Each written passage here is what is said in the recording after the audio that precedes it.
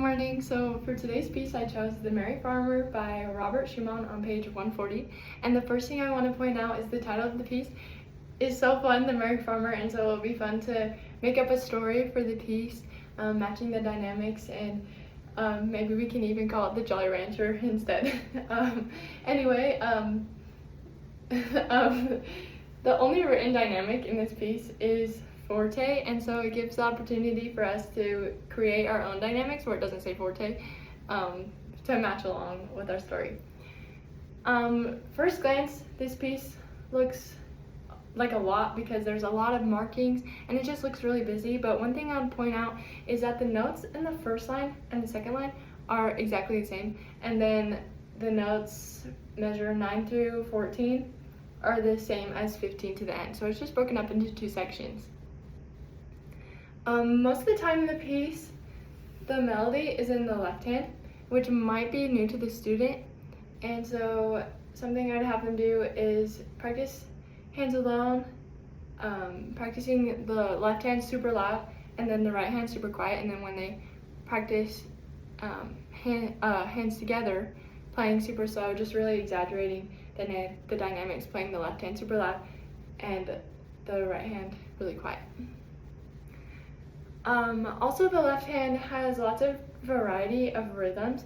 The first measure starts out with, the first and second measure starts out with dotted half notes, or dotted quarter notes, and then the third measure is all eighth notes, and then the fourth measure is mostly quarter notes with 2 eighth notes at the end. And so what I would have the student do is clap the rhythm in the first line before we even play it, so then we know the rhythm and know what it sounds like before we even play the notes. Also, the contrast of the rhythm between the right hand and the left hand might be a little tricky because they're kind of like bouncing back and forth, and so what I would do is have the student play the left hand while I play the right hand until they're ready to play themselves hands together. In measure 12, the right hand does this kind of, it plays the B flat and then the B flat chord in second inversion, and then the F, and then that second inversion chord again, and then the C.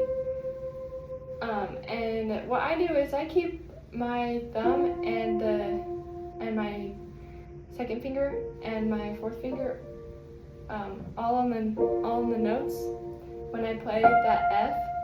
So, but depending on the student, that octave might be a little tricky. So what I have them do is use the rotation, and so playing that chord and then rotating to that F and then that chord again. So that rotation. And then also in measure 4, there's a chord F, G, and B played with 1, 2, and 4. And depending on the student, it might be kind of tricky for them to play this without pressing down their middle finger too. But what I would have them do is play it one note at a time to get that feel until they're good at playing it all together. And so yeah, I'll go ahead and play it now.